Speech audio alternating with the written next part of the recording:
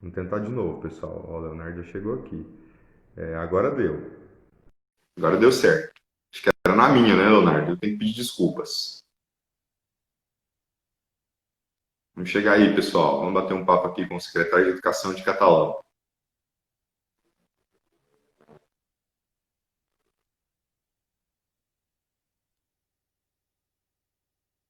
Tá aceitando lá. Já já nós vamos dividir a tela aqui.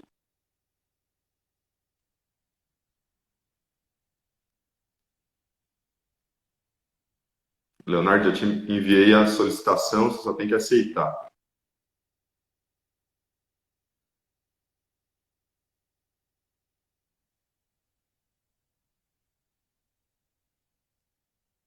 Agora vai dar certo, Leandro. Acontece. Uma boa noite, Silmene. Prazer você aqui.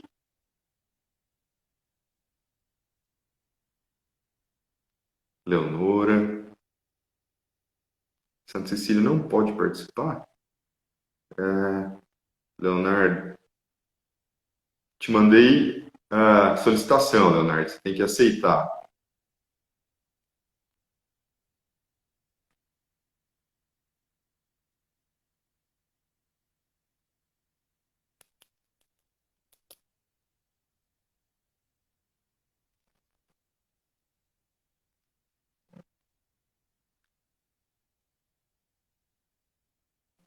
Leandro, Dani, Eliette, Hugo. Será que o Instagram tá com.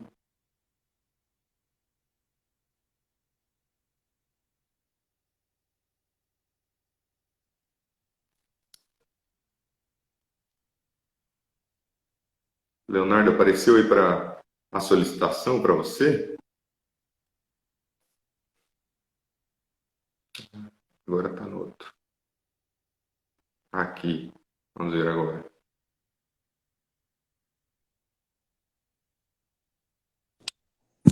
Agora deu. Deu, né? Só que é pelo Deu. celular, não é não é pelo computador, entendeu? Pelo PC. Ah, tá bom. Seja bem-vindo, Leonardo. Tudo bem? Obrigado. Igualmente, um abraço para todos. Que pese o contratempo. Vou Tudo tentar bem, faz colocar uma parte. Como diria. solução que seja possível ficar numa melhor. Porque senão eu vou ter que ficar segurando. Pode procurar, não tem problema não. Como diria Faustão, que ao vivo tem dessas coisas. Tá tudo muito bem. Leonardo Santa Cecília, que é secretário de Educação de Catalão. Eu estava dizendo antes de você entrar aqui, para mim é uma honra poder sempre falar com catalanos, né? Sobretudo sobre um tema que eu gosto muito, tenho muito apreço, que é a educação, né? A gente aqui no Ponto Crítico, eu sei que você já assistiu alguns, inclusive desde o primeiro, a gente sempre começa pedindo para o nosso entrevistado falar um pouco dele, falar um pouco da carreira, e no seu caso falar da opção pela educação, uma vez que você é advogado, não é isso?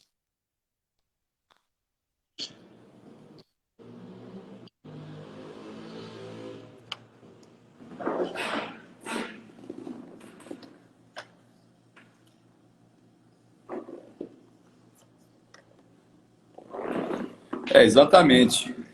Eu, a minha formação, eu sou advogado, praticamente as especializações, eu fiz dois mestrados não concluídos, um na PUC e outro na FADISP São Paulo, também em Direito.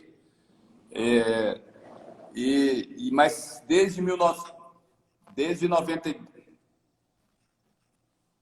Estamos te ouvindo.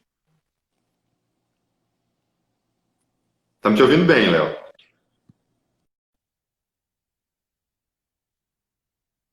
Acho que caiu. Acontece, pessoal.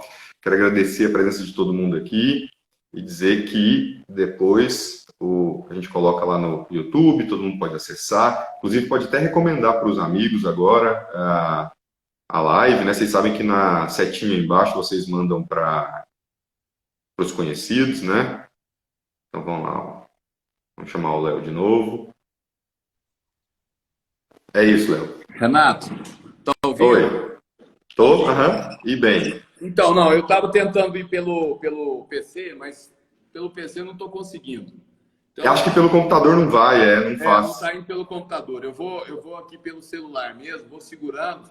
Apesar Tá de ter alguns ótimo. apontamentos, algumas anotações, eu peço desculpas a quem está assistindo, né? Mas é como você falou, né? É ao vivo, tem essas intercorrências. Mas a minha Normal. formação é praticamente no direito. Comecei a dar aula, eu formei em Ribeirão Preto, voltei para Catalão em 92, trabalhei 2 anos na Procuradoria do Estado de São Paulo como estagiário. Foi muito bom, muito produtivo. Inclusive, quando eu fui estagiário, eu tive como chefe o Michel Temer, que Ah, é? como jurista ele até então era muito, né, Dizem que é impecável. voltado especificamente para o direito. Depois que ele se tornou deputado e aí se tornou presidente, né, nós aprendemos muito. E voltei para Catalão, fui convidado para dar aula no SESUC em 92 e de 92 até 2017, junho de 2017, eu trabalhei no SESUC e também tinha o meu escritório de advocacia. Eu atuei nas áreas empresarial, eleitoral, advoguei para bancos, para o Bradesco, o Banco do Brasil, para o Banco Mercantil e sempre tive muito mais afinidade com a educação do que propriamente com o direito. Apesar que muitas pessoas não veem isso. Eu acho que eu tenho todo tipo de advogado. Não que eu não tenha, mas eu gosto mais da educação. Eu não sei se é uma familiaridade com pessoas, estar sempre com pessoas. Isso é fundamental, porque nós nos mantém sempre muito jovens e rejuvenescidos. Apesar da desvalorização que a educação tem no Brasil, em sentido geral, não só agora nesse governo, mas de outros, e nós precisamos nunca perder a esperança do verbo esperançar, conforme Paulo Freire falava, e o Cortella, né, traz isso, do verbo esperançar e não de esperar, de ficar apenas nesta esperança imobilizada. Não, nós temos que buscar. E aí eu recebi um convite, por incrível que pareça. Eu nunca quis atuar no poder público na Procuradoria. E muitas pessoas Aham. achavam que eu deveria ir para a Procuradoria. E eu confessei para uma pessoa, olha, se um dia eu for convidado, eu queria ir para a Secretaria de Educação. E por incrível que Legal. pareça, em junho de 2016, antes mesmo da eleição, caso houvesse a vitória, o prefeito Adi perguntou se eu tinha essa disponibilidade, né? E eu então, Aham. e aí ele foi vitorioso e confirmou o convite no dia 4 de novembro de 2016, e que eu sabia da grande responsabilidade que eu estava assumindo. Quando ele me convidou, o único pedido que eu fiz foi que o professor fosse valorizado. Se eu soubesse como que é a secretaria, eu deveria ter pedido mais. Mas eu não me arrependo de ter feito isso, Ô, porque eu acredito que a educação imprescindivelmente passa pela valorização do professor. Aliás, é fundamental isso. ô, Leonardo, dizem que a pessoa que tem afinidade com a educação, com ser professor, mesmo que ele tenha alguma outra ou função ou ofício, quando ele dá aula pela primeira vez, dizem que ele não consegue mais deixar isso, né? E é bem verdade, eu conheço um monte de gente que tem tantas formações e, inclusive, tem como trabalho, como função, e acaba tendo a oportunidade de experimentar estar numa sala de aula, e aí depois ele não consegue se livrar disso. Que bom, né? A educação, nesse ponto, ela é encantadora mesmo, né? Maravilhosa, né? Ô, Leonardo, e aí hoje estando à frente da secretaria, que você, como bem você disse agora, né, que é tão importante, uma secretaria tão importante, né? Em primeiro lugar, eu gostaria que você contasse para a gente qual que é a estrutura da Secretaria de Educação de Catalão, em termos assim de escola, alunos, professores, né? O que é que você tem que coordenar, né? Bom, a Secretaria de Educação ela é muito ampla, porque não lida só especificamente com o aspecto pedagógico, com a aula em si, com a relação professor e aluno. É muito mais amplo do que isso. E isso traz uma experiência muito grande para quem está à frente da secretaria. O fundamental é que você tenha uma equipe que esteja sintonizada com os seus ideais, com os ideais, no caso, do prefeito, e também que a gente possa trabalhar sempre em sinergia. Mais do que nunca, hoje, nós precisamos entender que é necessário levar sempre em consideração sinergia, que significa o todo é maior do que suas partes, alteridade, que é entender as diferenças, entender a diferença do outro e respeitar as diferenças e saber lidar com isso, e também a empatia. E isso são aspectos que são fundamentais, porque depois, tendo você fazendo com que isso aflore, há a possibilidade de se contagiar toda a equipe. E existe uma fala, Renato, que diz o seguinte, que o fracasso, a gente às vezes não sabe o que dá o resultado no fracasso nem no sucesso, mas tem o Beda, que é um monge, e que ele fala 3 coisas que causam o fracasso. E eu prefiro falar que causaria o sucesso. Ele coloca o negativo e eu coloco o positivo. Então, ele fala, não ensinar o que sabe, eu falo, ensinar o que sabe. E aí vem a grande questão. Praticar o que ensina. E a terceira, ter humildade de perguntar o que ignora. Então, dentro desse contexto, você trabalhando em equipe, isso é fundamental. Você entender que cada um tem a sua função e são importantes, imprescindíveis para o sucesso de qualquer trabalho.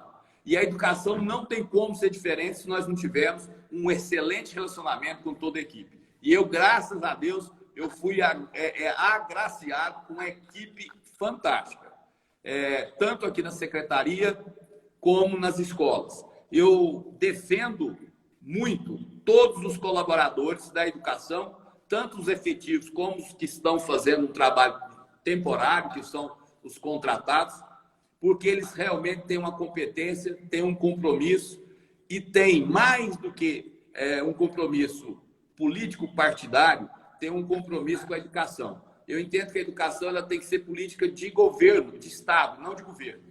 Então, nós temos que entender isso. Que o que o Leonardo passa, mas que a educação fique dentro de uma concepção que nós tenhamos muito respeito por ela. Porque é através da educação que nós vamos conseguir transformar as pessoas, e as pessoas transformarão o mundo e um mundo melhor. Mas perguntando... Ô, Leonardo, antes de você falar de números, se você me permitir, só para fazer eco à sua fala, eu vou falar especificamente dos professores, porque eu sou professor, né? E eu tive a oportunidade de trabalhar em unidades particulares daqui de Catalão, e muitas, com esses professores que fazem parte da rede municipal. E também, inclusive, professores que foram meus professores, inclusive, né? E que são professores, assim, espetaculares, né? Eu queria realmente, assim, fazer um elogio a esses professores que nós catalanos, né, temos na rede municipal, porque são professores que eu conheço. Eu seria injusto se eu citasse o nome deles aqui, porque são muitos realmente, que inclusive são meus alunos de idiomas, foram meus professores, eu trabalhei com eles, foram meus colegas de trabalho, e na verdade eu vou usar um nome só para fazer essa homenagem que eu acho muito justa, que foi minha professora, que é a Cileda, que é uma professora de geografia, e que eu me lembro muito bem, que inclusive até me influenciou, ela e Liliana, vou usar os 2 nomes, a Liliana também, me influenciaram a fazer história, né? A Liliana foi minha professora de história, a Cileda de geografia, e me influenciaram a seguir na história. Então, na verdade, eu deixo aqui um registro como valor que eu dou aos professores, e eu sempre fico muito feliz, assim, eu sempre digo para as pessoas, nossa, Catalão tem, na rede municipal e estadual, muito bons professores, assim, de mão cheia mesmo, né? Exatamente. A professora Cileda está modulada no CAIC, trabalha com os alunos do 6º ano, que é o Fundamental 2, que, aliás, nós temos poucos alunos do Fundamental 2, 915, basicamente, hoje. E a professora Cileda também foi minha aluna do Direito, lá no SESUC, né? É uma pessoa que tem uma cabeça muito boa, realmente representa muito bem a rede. Mas nós temos, hoje, trabalhando na rede com professores, 610 professores, sendo dos 610, 440 são efetivos, 170 são temporários. E nós temos também os auxiliares de serviço, que no total dá 150, que são fundamentais para deixar as nossas escolas limpas, bem cuidadas, por mais dificuldades que seja. Nós temos hoje 32 unidades, estamos indo para a inauguração da 33ª. Na verdade, 32 unidades, tirando 4 que são conveniadas. Então, são 29 unidades do município que nós temos que dar todo o respaldo, tanto da infraestrutura, como de equipamentos, de cuidados.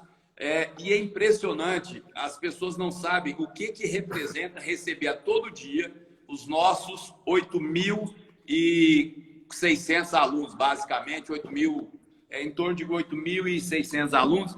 Então, todos os dias, inclusive a educação infantil, no caso especificamente da creche de 0 a 3 anos, nós oferecemos 5 refeições por dia. E nós temos também, além da escola de tempo integral, Cristino de Castro Rodovalho, mais 4 escolas que nós implantamos nessa gestão, o Mais Educação Municipal, que os alunos ficam 7 horas nas unidades. Principalmente aqueles alunos que têm maior dificuldade e que recebem aulas complementares.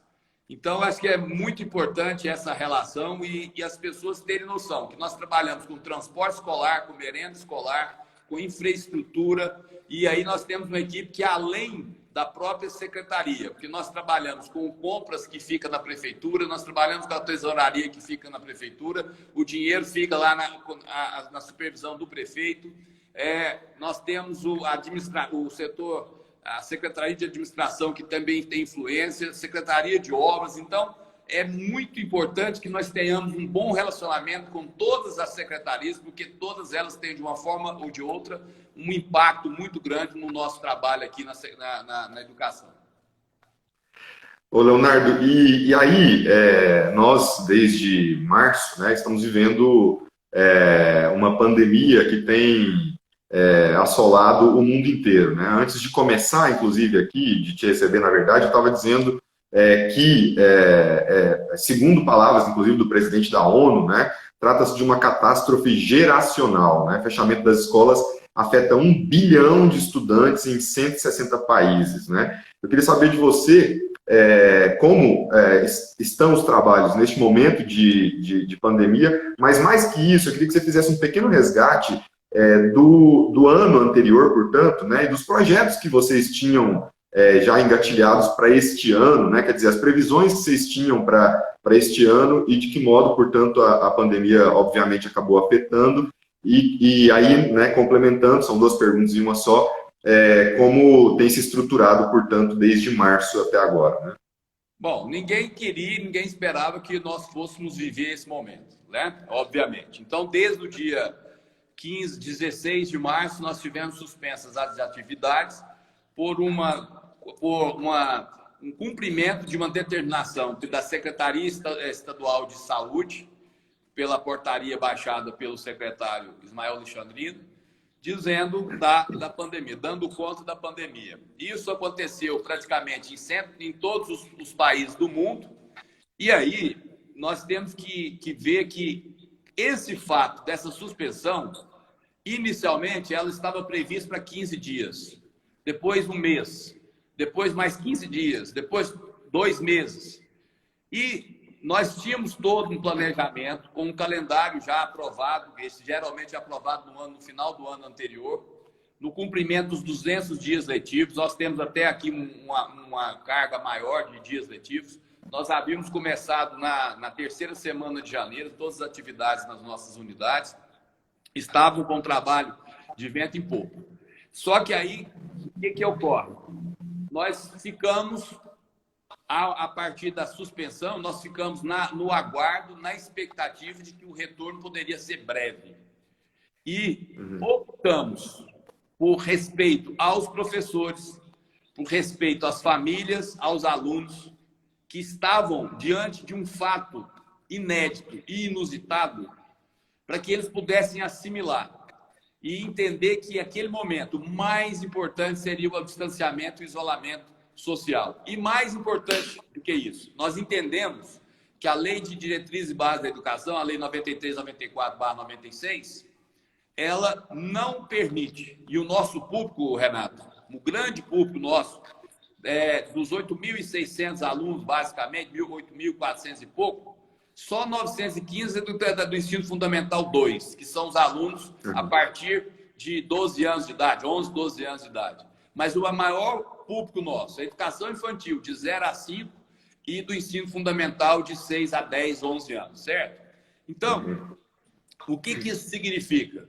Que a LDB não permitia para essa faixa etária, principalmente a educação infantil, de forma alguma que nós tivéssemos, antes mesmo, a educação à distância ou o ensino remoto. E para o ensino fundamental, a salvo melhor juízo no artigo 80 da lei da LDB, falava em excepcionalmente poderia ser ministrado no ensino fundamental em casos de extrema urgência, emergência ou em casos como nós estamos vivendo agora. O que isso significa? Significa que nenhuma rede do Brasil estava preparada para ministrar ensino à distância ou ensino remoto. Então, se não está preparado, não havia uma formação adequada dos professores, não havia equipamento, não havia um planejamento, não havia nada que nos permitisse, de imediato, iniciar essas atividades. E eu sei que muitos professores, hoje eu sei porque nós agora, a partir de anteontem, começamos a ministrar um curso de formação de 6 semanas para todos os professores da rede. Convidamos também Davinópolis, que está conosco, a rede Davinópolis está conosco aqui, os professores, para que eles possam ter a formação adequada. E eu já recebi informação do mediador, do que está ministrando o curso, que num questionário que foi respondido, a palavra que mais sobressaltou foi medo. A palavra medo, que é exatamente o que nós imaginávamos. Existe uma fala do Rubem Alves que diz o seguinte, que ostra feliz não faz pérola. Ostra feliz não faz pérola. Rubem Alves. Isso ele conta uma história de que a pérola surge dentro de uma ostra a partir de uma areinha que entra e começa a machucar. E que ali causa um desconforto e a pessoa tem que se movimentar e buscar. Além disso, o próprio Heráclito, que é um pré-socrático, um filósofo pré-socrático, tem a fala pantarrei, né? Que ele fala que a única coisa que é permanente é a mudança. Então, que a gente tem que estar preparado para isso. E por isso que, no primeiro semestre, como nós imaginávamos que nós retornaríamos em breve, nós esperamos e ficamos na expectativa do retorno presencial. Quando nós percebemos que o retorno só poderia ocorrer, quiçá, em agosto, e aí sim nós começamos a tomar as medidas. Quais foram as medidas? Primeiramente, algo que pudesse ser muito próximo do trabalho que nós já desenvolvíamos na rede em Catalão, que é o trabalho presencial. Então, nós começamos a elaborar, e aqui eu quero agradecer mais uma vez os professores, que foi um trabalho autoral, que dentro de um mês escreveram 12 livros. Eles fizeram as questões, eles elaboraram as questões num perfil ligado muito a questões contextualizadas, muito bem feitas, que pode ser considerado um trabalho autoral e diferenciado. E aí nós fizemos, então, em junho, a entrega de 2 cadernos quinzenais, principalmente para que resgatássemos o vínculo da família, da escola e da criança, com a escola e com os professores. E aí, entendendo que nós já estávamos, eu teríamos que dar um passo à frente, e eu, particularmente, cidadão Leonardo, se nós tivermos juízo, retorno presencial só o ano que vem, com garantia. Porque não adianta nada nós começarmos as atividades presenciais, colocar em risco a vida de uma criança, que seja os nossos professores, e depois ter que retornar. Mas não interessa o retorno, o que interessa é o peso que nós vamos ter na consciência do risco que nós estamos, às vezes, colocando os alunos de forma desnecessária. Por quê? Porque nós podemos muito bem, nesse momento, através do ensino remoto, usarmos a hibridez. Qual que seria a hibridez nesse momento? atividades escritas, através da apostila que nós vamos imprimir, já está sendo elaborada a terceira agora, aliás, está sendo entregue, começou hoje a entrega, ontem já havia começado, e também um sistema, uma plataforma aqui na secretaria. Nós não estamos, Renato, muito preocupados com o conteúdo, embora nesse momento, principalmente para o 6º ao 9º ano, que são os maiores e podem eventualmente, principalmente nono, fim de ciclo, serem prejudicados, nós vamos dar conteúdo também, né? Então, acho que essa preocupação nossa é de fazer com que nós respeitemos ainda o momento. Goiás está numa ascendência de casos, isso é muito preocupante, e eu prefiro apostar no que o imperador Marco Aurélio disse: uma morte que ocorre me empobrece pela falta de oportunidade de ter travado com ela um contato. Quer dizer o quê? Que nós aprendemos com seres humanos. E as pessoas que se vão sem que a gente possa ter o contato, é uma história que a gente não conheceu, é uma lição que nós não tivemos oportunidade de aprender. Então, no mínimo, nós temos que ter esse pensamento. Ô, Leonardo, lamentavelmente, hoje nós batemos o triste número de 97 mil mortos, né? São 97 mil vidas, né? E a gente já sabe, inclusive, né? Inclusive na nossa cidade, né? Que essas mortes têm nome, né? Elas têm história, como você bem está dizendo, lamentavelmente, né? Ô, Leonardo, em relação a esse ensino remoto, essa educação à distância, eu soube que a secretaria contratou um curso para os professores. A gente até já está vendo nas redes já muitos professores com filtro, né? EduLab, eu acho que é algo assim, né? Eu gostaria que você falasse dessa oportunidade, porque antes de fazer essa entrevista, eu tive contato com alguns professores e, no geral, todos muito animados com o curso, exatamente pela possibilidade, na verdade, de capacitação, né? Porque aqui cabe, inclusive, que a gente possa fazer uma análise também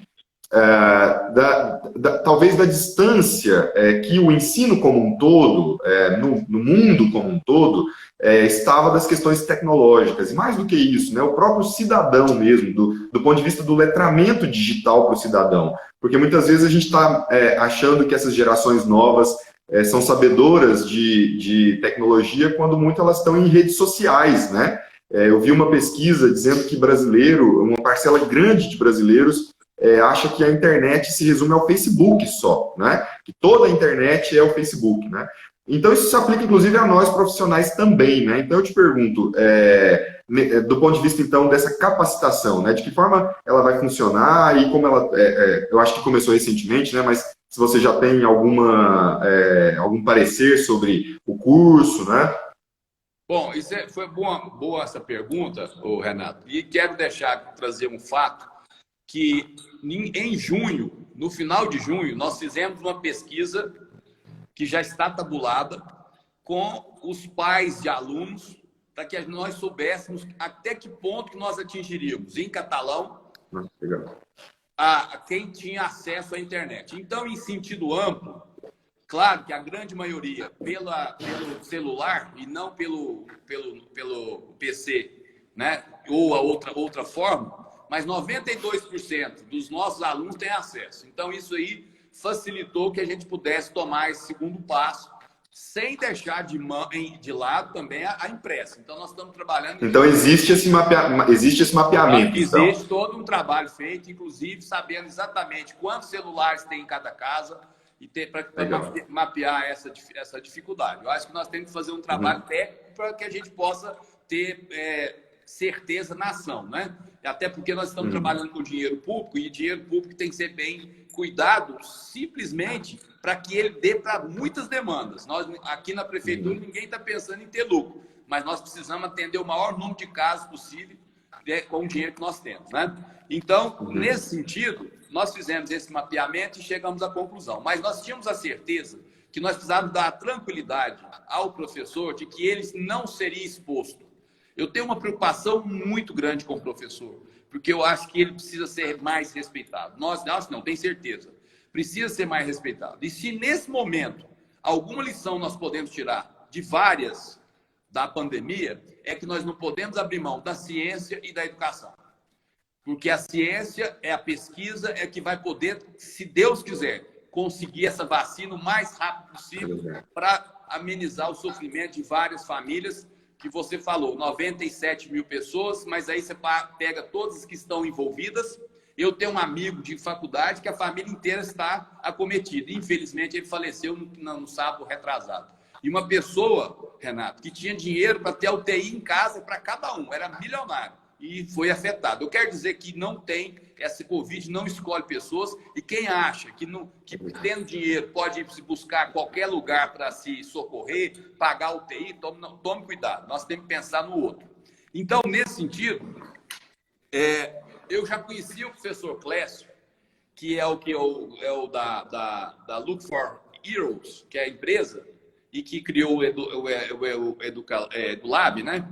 Então, exatamente. E o professor Clécio esteve conosco aqui em 2017, quando Catalão foi a primeira cidade do Brasil que recebeu, em parceria com o Instituto Natura e a Fundação Vivo, a Escola do Século XXI. E que ele ministrou aqui várias oficinas para que nós tivéssemos um trabalho diferenciado, onde os professores pudessem trabalhar principalmente projetos, que é fazer a construção. É muito próximo do que o próprio Paulo Freire fala do diálogo, que ninguém ensina ninguém, todas as pessoas aprendem levando em consideração o mundo. Quer dizer, a realidade que ele vive e ele constrói aquela realidade, né? Que injustamente é sacrificado aí por pessoas que talvez não sabem nem o que ele escreveu e nem sabem que ele foi ou é o brasileiro mais lido e mais condecorado, que mais títulos tem no mundo, do Brasil no mundo. Então, nós temos que ter muito cuidado quando a gente vai falar das pessoas. E aí, nesse sentido, o professor Clécio fez, no mês de abril, maio, no final de abril, um comentário no Facebook que me causou uma inquietação. Ele fez uma crítica, porque ele é professor da Rede Municipal de Goiânia. Eu sou muito amigo do Marcelo, conheci o Marcelo porque eu sou conselheiro nacional da Undime, que eu represento Goiás, eu e mais 2 colegas em Brasília, pela Undime, que é a União Nacional dos Dirigentes Municipais de Educação. Foi uma eleição que nós fomos eleitos e estamos aí com mandato até o ano que vem. Então, o Clécio fez uma crítica e falou, olha, a educação, nesse momento, nós parados em casa, nós não estamos fazendo nada. O que nós estamos fazendo? Nada. Porque, né? Eu falei, gente, às vezes a gente está pensando que nós estamos fazendo bem em deixar o professor, mas tem outros que querem a movimentação. E aí me chamou. Então a gente tem um pouco de favor, olha, quem sabe? E eu conheço o trabalho dele, é um trabalho muito sério, e eu entrei em contato para saber se ele não tinha um curso de formação, e praticamente ele criou o curso para nós. Então o formato que foi criado foi para atender uma demanda nossa, que entrou como emergencial, entendeu? Uma situação emergencial para que a gente possa ter a formação e continuar com as atividades remotas. E aí, sim, começar efetivamente a utilização das atividades remotas.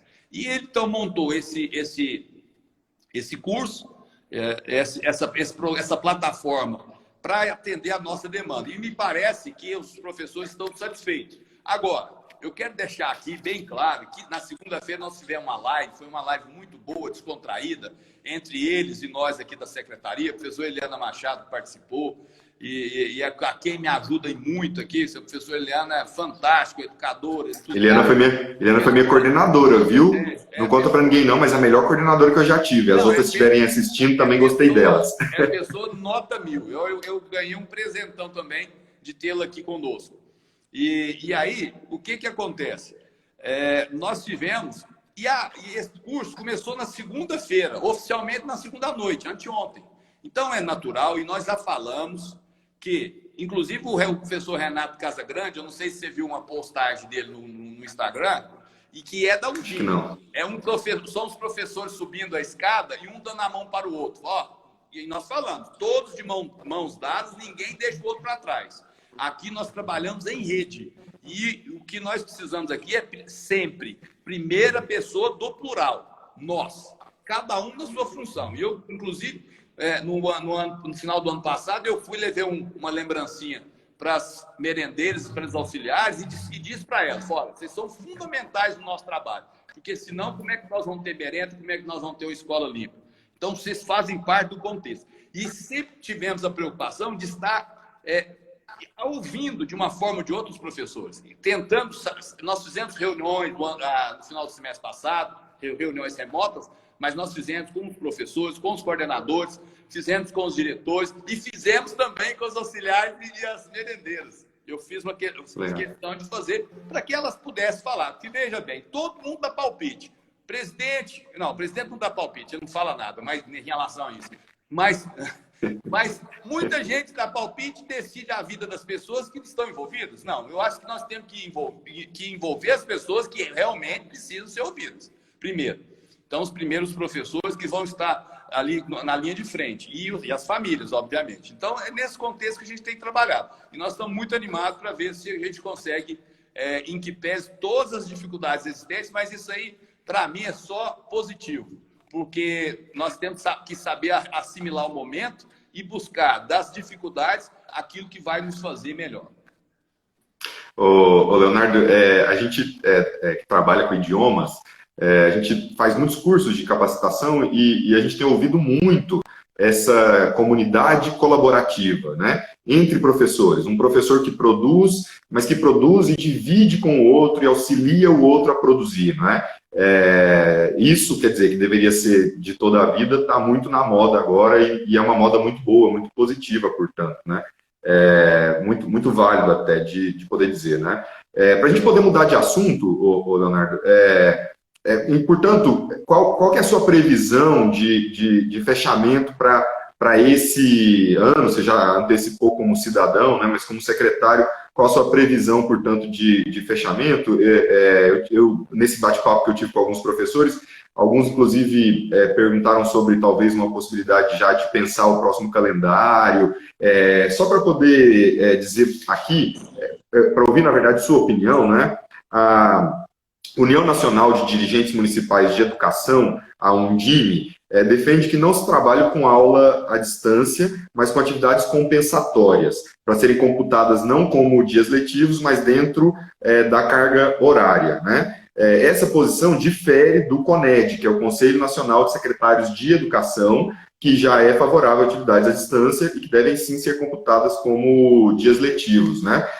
A gente teve uma medida do presidente, né? A MP 934, se não me falhe a memória, que falava sobre a flexibilização dos 200 dias letivos em até 25%, desde que fosse mantido um mínimo de 800 horas aulas aos estudantes. Na minha opinião, na verdade, é um monte de conta muito difícil de ser, dentro desse contexto de pandemia, de impossibilidade de voltar às aulas, que é uma questão de saúde sanitária, de poder fechar, né? Quer dizer, diante de tantas informações, qual que é a sua previsão para esse resto de ano, portanto? Então vamos por parte. Com relação...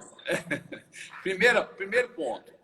Nós vamos respeitar estritamente as autoridades sanitárias, tanto do Estado como do município, para eventual retorno. Então, se nós tivermos a segurança necessária para que nós possamos retornar, pode ser que a gente retorne. Se eu puder dar a minha opinião, hoje é praticamente impossível esse retorno. E eu hoje falei com o Marcelo, que é o secretário de Goiânia, que também se manifestou, inclusive, numa web que ele participou com a Unesco hoje, com a Unesco e com o Banco Mundial e etc., porque o Marcelo é vice-presidente da Undime também. Ele também entende que não dá. O que nós temos que entender? Essa MP 934 que você mencionou, ela flexibilizou os dias letivos, são 200 dias letivos, então nós podemos dar menos de 200 dias letivos, mas manteve as 800 horas para o ensino fundamental e ensino médio. Então, você tem que ter uma carga horária mínima de 800 horas. Só que, em compensação, ela permitiu que essas 800 horas possam ser ministradas nesse ano e no ano que vem. Então, tem como você diluir o conteúdo nos 2 anos, certo? Essa MP foi aprovada pelo Senado no dia 23 de julho e está para ser sancionado, na espera de sanção pelo presidente. Eu creio que ele vai sancionar da forma que ela foi redigida. Em relação à educação infantil, essa mesma MP já pensa diferente. Na educação infantil, que é de 0 a 5 anos, que é a creche, a pré-escola 4 e 5 anos, nesse caso, o que é determinado? Não precisa cumprir os 200 dias letivos nem as 800 horas. Então, fica mais tranquilo. De toda maneira, o que nós temos feito? Nós temos preocupado agora com o conteúdo propriamente dito, principalmente para o Fundamental 2, e conteúdos mais voltados para uma educação informal, para o Fundamental 1 e também para a educação infantil, né? Então, eu não tenho nenhuma preocupação e eu entendo que é correta a visão da Undime no sentido de não se preocupar muito com o conteúdo. Por quê? Porque nós não podemos contar com o conteúdo dado de forma desigual. Porque se o Conselho Nacional de Educação está falando, então tem que fazer. Mas vem cá, na rede pública, quantos alunos têm condições de ter acesso ao ensino à distância? Quantos poderão absorver esses conteúdos? Quantos estão preparados para isso? Se, na verdade, nós vimos que tem hoje mesmo, depois eu posso te passar no privado, teve uma nota técnica do Banco Mundial sobre saneamento. É vergonhoso a questão de saneamento nível Brasil.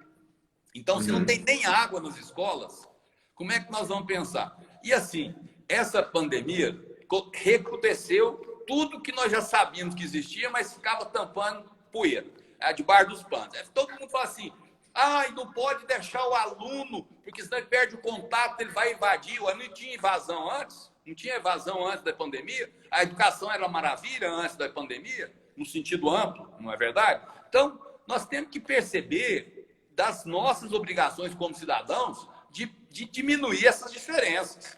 Diminuir as diferenças não é tirar de quem tem. Pode até fazer, mas não é isso. É questão de fortalecer a base. Eu entendo que nós temos que fortalecer a base. A base é o básico. É saneamento básico, saúde, educação e segurança. Que o Estado tem que pegar firme nisso. E manter e incentivar eu sou favorável da livre iniciativa compartilhada. Eu sou defensor do estado do bem-estar social, que, por incrível que pareça, são os países mais desenvolvidos hoje, que o norte da Europa, que é a Suécia, a Dinamarca, a Noruega, a Finlândia. A Finlândia está dando um show agora na pandemia. Você viu que lá foi a Alemanha e a Finlândia. Por quê? Porque o Estado tem que assumir os seus compromissos sociais e deixar que a livre iniciativa trabalhe com tranquilidade e que possa gerar emprego, etc, etc. Mas fazer o contrário. Não é salvar quem está em cima, é salvar quem está embaixo. Nós temos que fazer o quê? Aplicar a regra da equidade, que é diferente da igualdade, né? Então, é nesse sentido que eu entendo que nós podemos ficar tranquilos, os pais podem ficar tranquilos quanto com relação a conteúdo. Nós não temos essa preocupação porque nós vamos fazer um planejamento para que ele seja ministrado a contento. Tanto pela forma de atividade e também para diluir, se for necessário, para o próximo ano. Agora, é diferente que o meu público não contempla, nós não temos alunos do ensino médio. Eu tenho uma preocupação muito grande com os alunos que estão no terceiro ano do ensino médio, que estão indo para uma universidade, uma faculdade. Essa própria MP permitiu, caso eles queiram, que façam de novo o terceiro ano. Mas nós precisamos ter uma atenção especial. Eu não estou falando como secretário, estou falando como quem está atento à educação. Porque eles estão em final de ciclo e vão mudar de fase, né? Então, é muito importante que a gente tenha essa visão. E agora, nesse momento, nós precisávamos muito de uma articulação nacional pelo MEC, mas não tem problema. Certo? Não tem problema. Então, já que não tem, vamos tentar, através da Undime, através do CONSED, que é o Conselho Nacional de Secretários de Estado de Educação, através do Todos para a Educação, do Fundação Lemo, mesmo que alguns não acreditem, acham que representa o capitalismo, tem muitos professores que acham que isso aí vai atrapalhar. Não, nesse momento nós temos que dar as mãos para entender que é necessário que a gente cuide da educação de forma que seja possível e da melhor forma, entendeu? Então, Então, eu penso. Verdade. Ô, Leonardo, eu quero pegar o seu gancho, o gancho da Michelle, que está participando aqui. A Michelle disse que o MEC não sabe dizer quantas pessoas, quantos alunos estão tendo aula online no Brasil, né? Na verdade, até como informação para a Michelle, esse número do MEC, ele é solicitado, no caso, por exemplo, para secretarias, tanto estaduais quanto municipais, e algumas no Brasil acabam não repassando esse número. E aí, fazendo o gancho com a sua fala, para entender, existe uma hierarquia, portanto, né? O nosso público, depois isso vai ficar disponibilizado, pelo menos eu tomo por mim sempre como base, né? Leigo no termo das siglas e da hierarquia, digamos, né? Mas a gente tem MEC, a gente tem Conselho Nacional de Educação, a gente tem Conselho Estadual de Educação, a gente tem Conselho Municipal de Educação, depois a gente tem outras siglas que você falou, não é? E aí, para poder entender, né, quer dizer, o MEC, por exemplo, ele homologou em 1º de junho um conjunto de diretrizes do Conselho Nacional de Educação que orienta as escolas. Ou seja, Leonardo, na verdade, nem todas as decisões quanto à escola competem a você como secretário, certo? Você está submetido a vários outros órgãos acima, né? Na verdade, o que acontece? Nós estamos submetidos ao MEC, né? A educação que organiza é o MEC. As linhas mestras básicas. E qual é a minha crítica ao MEC? Ele deveria imediatamente, diante da pandemia, ter assumido que existe a pandemia. Não, ficou naquele negacionismo. E aí, não tomou as medidas necessárias, porque o dinheiro está lá em Brasília. O dinheiro está principalmente em Brasília, certo? Então, o que acontece?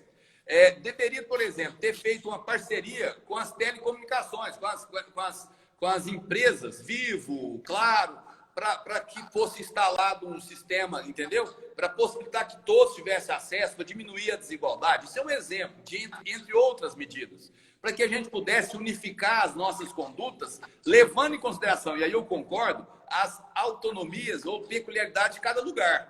Nós temos um país que é continental. Então, uma realidade catalã é diferente da realidade lá do norte do Brasil, de uma cidade que fica lá em Rondônia, enfim, é diferente. E até mesmo a doença está chegando em momentos distintos, o pico da doença está chegando em momentos distintos. Então, precisava ter essa articulação. E a Priscila Cruz, que é a presidente do Todos para a Educação, ela tem batido firme nisso, que falta ministro, falta de articulação, etc, etc, etc. Então, nesse sentido. Agora, o que o Conselho Nacional de Educação foi dado a ele? Através dessa 934. Caberá ao Conselho Nacional de Educação determinar e criar as diretrizes de como que nós vamos aproveitar os dias letivos, como que vai ser contada essa carga horária, e etc, etc, etc. Tá? Então, as diretrizes macros, né? Maiores. Depois, nós temos o Conselho Estadual de Educação.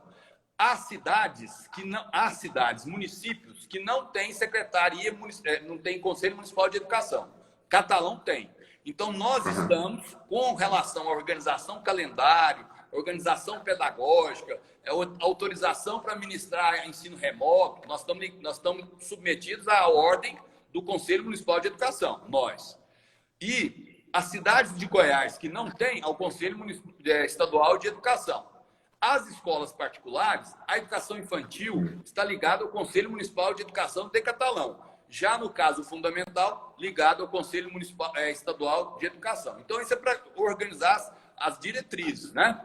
Então, nesse sentido que a gente tem que trabalhar. Então, não depende especificamente de nós. Agora, a estratégia que vai ser utilizada, nós temos essa autonomia de buscar o que seja mais adequado. Eu gosto muito de trabalhar no empirismo, naquilo que é real, naquilo que é possível, que é factível. Eu não gosto desse faz de conta. E nós temos visto aí que muito desse trabalho tem sido feito só para fins documentais e de faz de conta.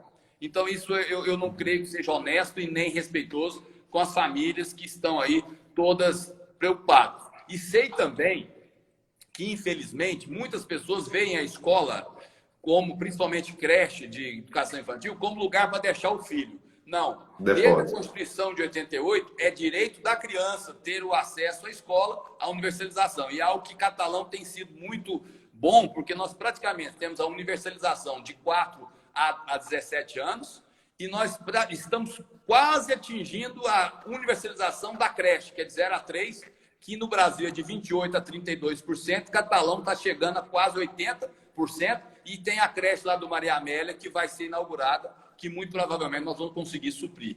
Então, é nesse trabalho que a gente vai. Agora, ô Renato, não adianta nada criar escola, fazer escola, que isso é o mais fácil. Depois é manter e dar qualidade a ela. Isso é o mais difícil. E aí nós precisamos do compromisso, não só dos entes públicos, do governo, dos prefeitos, dos governadores, do presidente, mas principalmente dos professores e suas famílias. Ô, Leonardo, o tempo passa muito rápido. Nós estamos indo para os 10 minutos finais e eu tenho aqui outros temas, né, para a gente poder tratar. Você falou, por exemplo, da questão da organização, do dinheiro, né, do orçamento. Eu queria que você comentasse da importância do Fundeb. O Fundeb que foi votado, né, e aprovado pela Câmara, não é isso? E eu queria que você falasse da importância dele para a educação no Brasil, né? Então, na verdade, o Fundeb é um fundo formado por impostos, 20% de alguns impostos que recaem no município, para o município, aliás, né? Que o município arrecada e já separa 20% os estados e o Distrito Federal. Aí forma-se um fundo e aí divide-se, levando em consideração o número de alunos matriculados nas redes, nas respectivas redes, e um fator de ponderação, dependendo da série que eles tiverem. Então, por exemplo, se tiver na creche o valor é um pouco maior, e aí os estados e municípios, principalmente os estados, que conseguirem a média mínima ano, que é o quantitativo ano, não receberá nenhum benefício do governo federal. O governo federal entra até hoje só com 10% do que representa o fundo. Então, por exemplo, o ano passado foi 156 bilhões arrecadados pelos municípios, Estado e Distrito Federal, certo? E o governo federal entrou com 15 bilhões e 800. Sabe quanto que isso representa do PIB? 0,2%. Aí eu te pergunto, você acha que tem condições de querer ser educação número 1? Não tem como. Se você quiser ser bom, não tem como. Você quer ser diferente? Faz diferente. Fazendo a mesma coisa, não fazendo nada. E olha que deu muito trabalho para ser aprovada a PEC da Dorinha, que é a 1515. E hoje eu vi uma informação que lá no Senado Federal já está lá, vai ser votado muito provavelmente na segunda quinzena de agosto, e o Flávio Arnes, que é o senador, que é relator do projeto lá, da PEC, que vai receber o número 26, 2020, ele aprovou integralmente o que foi decidido pela Câmara. Bom. Isso é um passo melhor. E agora, a vantagem, Renato, em relação a isso, qual que é a vantagem? Porque catalão não ganha nada, só tira de nós. Mas é uma forma mais...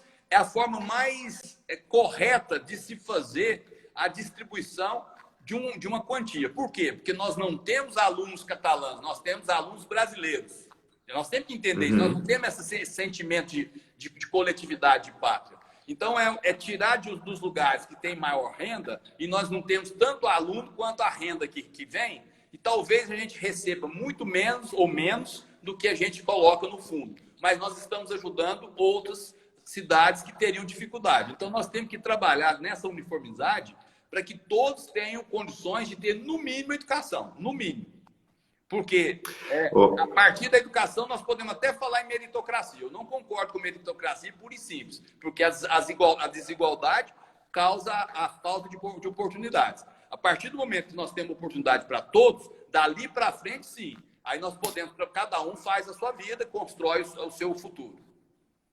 É bom te entrevistar porque você já me dá o gancho para a próxima pergunta, já está engatado aqui. Só que antes, também para fazer eco à sua fala, se a gente, por exemplo, analisa o caso da Espanha, na Espanha, a televisão nacional, que é uma televisão pública, ela passou a fazer um programa de qualidade, de extrema qualidade, com aulas, né? Não eram videoaulas, é todo um programa no estilo novela mesmo, mas ensinando física, química, matemática.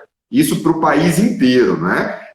Então, aqui no Brasil, por exemplo, a gente não tem, apesar de a gente ter televisões públicas, mas elas não são orientadas nesse sentido, né? A gente tem o caso, se não me engano, da TV Cultura, que produz conteúdos muito bons,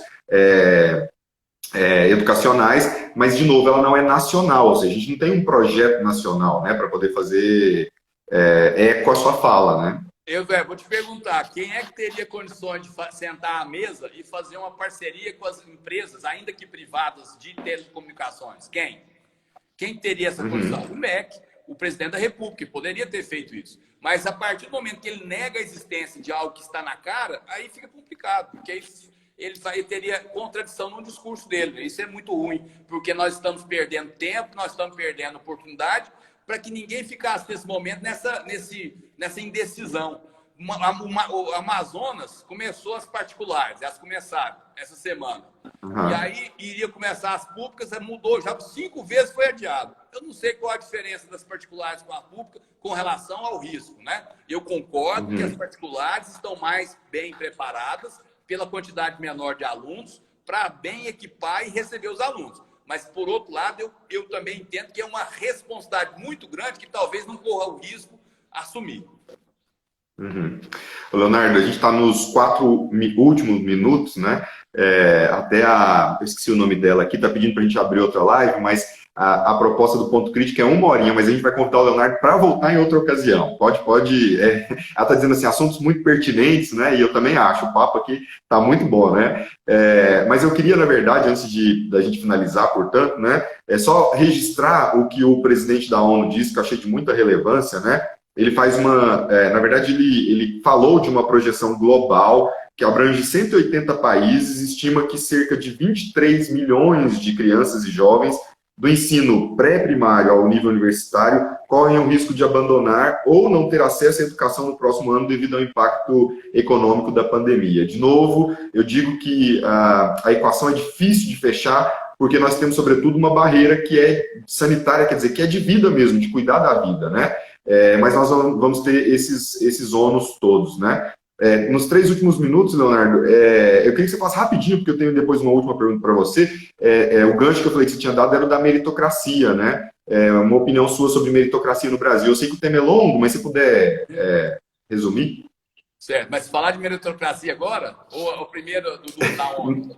Vou te falar, da ONU, eu li a respeito hoje do secretário-geral da ONU. Quase que eu rasguei. Se fosse papel, eu tinha rasgado, porque ele estava na tela do computador. Eu achei que a visão dele está totalmente equivocada. Ele querendo que volte, pensando em algo que não seja a vida. Não tem lógica. Não tem cabimento. Porque, na verdade, a evasão escolar não é pós-pandemia ou durante a pandemia. Já havia antes. Então, não tem que... O problema hoje é cuidar das vidas das pessoas. E tem pesquisa que demonstra, inclusive nos Estados Unidos, que se não tivesse feito a suspensão das atividades escolares no tempo que foi, mais de 1 milhão de pessoas teriam sido infectadas e não sei quantas mil pessoas teriam morrido. Nos Estados Unidos, que também é o primeiro lugar, e depois o Brasil, e coincidentemente 2 negacionistas em relação à pandemia. É verdade. Né? Agora, não vamos ter tempo da meritocracia. Agora, vamos fazer o seguinte: todo mundo saindo do mesmo lugar, depois cada um para si, Deus para todos. É isso que seria. Muito bom, muito bom. Ô, Leonardo, eu queria te agradecer pelo papo, e como eu disse, eu realmente vou pedir perdão para quem colocou aqui. Ela pediu para abrir outra live, mas eu vou reforçar que a gente vai convidar o Leonardo para outros temas, inclusive, né? Hoje foi para tratar como secretário de Educação, mas a gente vai convidar ele para debater outras coisas, porque o Leonardo tem uma bagagem muito boa, né? Eu queria te agradecer, e se você quiser deixar umas últimas palavras, sobretudo para o nosso povo catalano, né? O nosso papel, e a pessoa precisa entender isso. Quando você assume uma função pública, você é servidor. Então, nós estamos aqui para servir, mas servir de forma que nós tenhamos honestidade com os nossos propósitos, para que a gente possa ser respeitoso e honesto com as pessoas também. Então, nem sempre nós decidimos da forma que seria que a pessoa gostaria que fosse. Mas nós temos um planejamento e as pessoas precisam conhecer o sapato que a gente anda, a chinela que a gente anda, para conhecer a nossa história e aí sim ver que nem tudo é possível nesse mundo ideal. Tudo é possível, mas no mundo real há trabalho, há uma força muito grande a ser desempenhada. E eu aqui, mais uma vez, meus professores, os professores do município, minha eterna gratidão, as merendeiras, auxiliares, a turma aqui da secretaria, que se não fossem eles, nós não estávamos em lugar nenhum e que precisa ser cada vez mais valorizado. Valeu! Muito obrigado.